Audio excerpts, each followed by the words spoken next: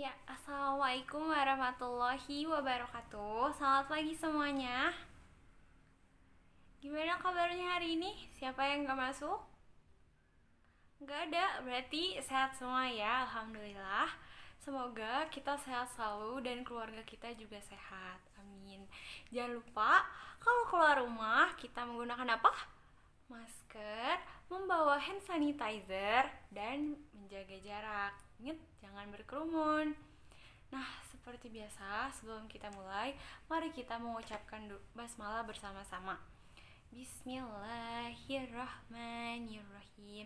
In the name of Allah, the most beneficent and the most merciful. Amin. Nah, sebelum kita ke pembelajaran, coba ibu tanya dulu. Siapa yang di sini punya HP? Atau punya laptop deh? Siapa yang punya? Pasti pada punya ya? Udah pada dikasih kan sama orang tuanya? Coba itu dipakainya buat apa kalian?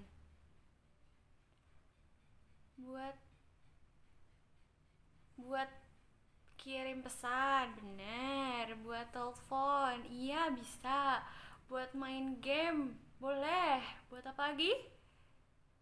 Buat belajar ya, sekarang kita belajarnya daring. Terus buat apa lagi? Kalkulator juga bisa, buat kalian searching juga bisa ya. HP sekarang bisa kalian pakai apa aja. Nah, HP itu apa sih? Buat apa kalian sebenarnya pakai HP tuh? Kalau kita belajar gini berarti kita lagi apa? Lagi ngobrol ya, lagi belajar. Nah, ini tuh suatu bentuk komunikasi. Nah, ada yang tahu nggak komunikasi itu apa? Nggak tahu. Ini kita lagi komunikasi nih, apa nih berarti? Tadi ibu udah kasih clue deh. Ngobrol. Iya, bisa. Komunikasi itu bisa dalam bentuk ngobrol. Apalagi? Tapi kan kita ngobrolnya nggak langsung nih, lewat layar. Itu bisa disebut komunikasi nggak? Bisa teman-teman. Jadi komunikasi itu adalah penyampaian pesan manusia baik secara langsung maupun tidak langsung. Nah, yang langsung tuh kayak gimana sih Bu? Yang tidak langsung kayak gimana? Nah, yang langsung itu kalau misalnya kita nih ketemu teman, terus kita ngobrol bertatap mata langsung. Nah, itu disebutnya komunikasi langsung. Atau misalnya kita di kelas nih, terus kita belajar bareng-bareng di kelas. Nah, itu juga disebutnya komunikasi langsung. Nah, komunikasi tidak langsung itu misalnya kita mengirim pesan, kita nelpon, atau nih kita kayak gini nih belajar daring, bertatap lewat layar. Nah, ini disebutnya tidak langsung. Yah, sedih banget. Oke, selanjutnya menurut kalian nih, fungsi dari berkomunikasi itu buat apa? Iya, buat ngobrol ya sebenarnya. Mana ngobrol tuh buat apa sih? Coba ada yang tahu nggak? Coba bayangin nih, kalian gak ngobrol, terus gak main HP, terus diem aja. Terus nanti kalian gak tahu apa-apa dong kalau kayak gitu. Jadi komunikasi itu untuk mendapatkan informasi. Misalnya nih, Raina nge-WhatsApp Aldi, nanya, Aldi kamu lagi apa? Terus Aldi jawab, Aldi lagi makan. Nah, Aldi lagi makan ini bentuk informasi yang didapat oleh Raina gitu teman-teman. Dapat dipahami sejauh ini? Oke. Nah, komunikasi ini ada dua alat komunikasi. Yang pertama ini ada yang tradisional, ada yang modern. Coba kita dari tradisional dulu deh. Coba kita bayangin, orang dulu kalau ngobrol bisa ya ngobrol kayak biasa, menggunakan berbahasa gitu. Tapi gimana sih mereka ngobrol dengan orang yang jauh? Coba ada yang tahu gak? Orang-orang zaman dulu kalau ngobrol dengan orang jauh gimana? Dengan surat. Iya bener, dengan surat. Nah, sebelum ada kertas, orang-orang zaman dulu itu pakai daun, teman-teman. Jadi orang-orang zaman dulu itu suka nulis di batu, di daun. Nah, kalau untuk menyampaikan pesan mereka biasanya menggunakan daun ya. Terus menggunakan lonceng untuk berkomunikasi, atau ada yang tahu telepon dari kaleng yang itu sebenarnya nggak bisa jarak jauh ya, itu harus jarak dekat. Jadi kaleng dua disambungin dengan menggunakan tali. Nah, siapa yang pernah nyoba bikin? Ibu sih dulu pernah pas kecil bikin. Jadi kalian bisa ngobrol gitu, yang satu ngobrol, yang satu denger gitu. Itu dulu, zaman dulu itu dipakai walaupun jaraknya nggak terlalu jauh. Nah, kalau misalnya jarak jauh itu menggunakan daun. Nah, nah, di itu tuh dikirimnya bisa menggunakan hewan seperti menggunakan burung gitu. Nah, setelah teknologi makin maju, kertas muncul, jadilah surat. Jadi orang-orang dulu mengirim pesan ke orang jauh itu menggunakan surat. Mereka menulis surat, terus nanti disimpan di dalam amplop. Nah, sekarang tuh udah jarang ya. Coba tanya orang tua kalian deh. Orang tua kalian pasti pernah ngirim surat.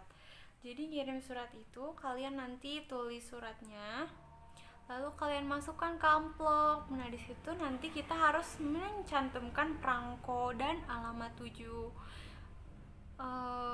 Itu tuh dulu orang zaman dulu menggunakan surat. Jadi dibalasnya tuh lama, bisa sampai beberapa hari kemudian baru dibales. Karena surat diantarinnya nggak bisa secepat itu. Cuma karena sekarang teknologi udah maju, kayaknya bisa deh surat sehari juga nyampe.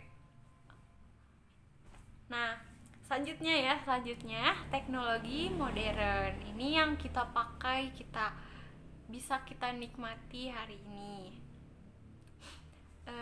Tapi sebelum kita masuk ke HP dulu tuh telepon dulu deh, telepon. Dulu tuh telepon tuh yang muter-muter gitu, tau nggak, yang dipencet muter-muter gitu. Nah, itu telepon zaman dulu. Nah, sebelum itu coba ibu tanya deh, ada yang tahu nggak nih penemu telepon siapa? Nggak ada. Jadi kalau Thomas Alva Edison itu bukan penemu telepon. Alva Edison itu penemu, ada yang tahu? Kalau Thomas Alva Edison itu penemu lampu bohlam. Nah, penemu telepon itu Alexander Graham Bell. Dia itu penemu dari Amerika. Nah, dia menemukan telepon. Nah, tapi telepon zaman dulu tuh besar-besar teman-teman, gak kayak HP sekarang. Dan itu digunakannya untuk menelpon aja. Nah, orang-orang zaman dulu gak semuanya punya telepon, hanya beberapa orang aja. Jadi dulu tuh ada namanya wartel atau warung telepon. Di situ menyediakan telepon untuk disewa gitu. Nah, seiring perkembangan teknologi, akhirnya muncullah TV, HP, laptop yang bisa kita gunakan untuk mengakses informasi gitu. Nah, dulu juga telepon HP itu nggak secanggih ini. HP tuh dulu nggak secanggih ini yang bisa di touchscreen, yang tipis-tipis. Nah, dulu tuh HP pada besar, terus itu tuh dipakainya untuk nelpon dan untuk SMS aja, nggak bisa kayak sekarang bisa segalanya. Gak ada internet juga, dulu tuh ya cuma buat nelpon dan SMS. Kalau sekarang kan udah tersambung dengan internet ya, semua informasi bisa kita akses, semua orang bisa kita ajak komunikasi sejauh apapun, tidak ada batasan.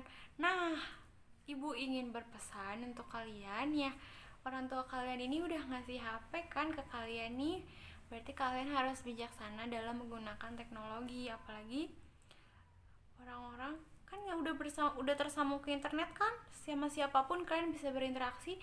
Nah, di internet juga kita ini bisa bertemu orang-orang baik. Nah, kita juga nih bisa bertemu orang-orang jahat. Jadi kita harus hati-hati dalam menggunakan teknologi. Terus kita juga harus dapat memilih informasi yang baik. Jangan sampai kita mengakses informasi yang seharusnya tidak kita akses. Apalagi sampai menyebarkan berita bohong. Nih, Misalnya nih, Raina dapat berita, tapi itu berita bohong. Raina sebarin ke Nesha, ke Aldi, terus nanti sama Nesha disebarin lagi ke teman-temannya, Aldi nyebarin lagi ke teman-temannya, terus aja. Padahal itu berita bohong. Nah itu tuh nggak boleh teman-teman. Itu sama aja kita menyebarkan berita bohong, dan itu tuh ada undang-undangnya. Jadi kita harus hati-hati dalam menggunakan teknologi. Era yang teknologinya maju, kalian ini sebaiknya memanfaatkan teknologi yang sudah maju ini dengan baik. Nah, kalian bisa mengakses informasi yang bermanfaat agar perkembangan teknologi yang pesat saat ini bisa kalian manfaatkan dengan baik. Apa dapat dipahami? Paham ya semuanya?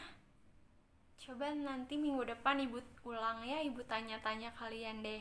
Ini kalian nggak lupa nyatet kan? Jangan lupa dicatat biar ingat ya.